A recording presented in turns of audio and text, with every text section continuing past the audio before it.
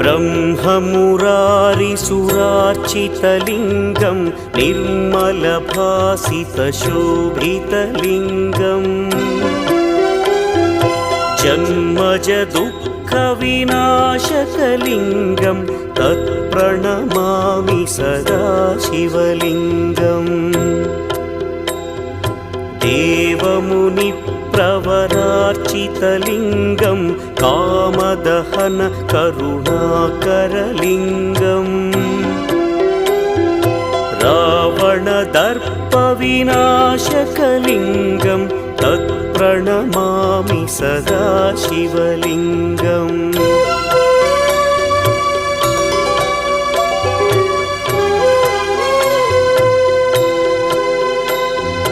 सर्वसुगन्धसुलेपितलिङ्गं बुद्धिविवर्धकलिङ्गम्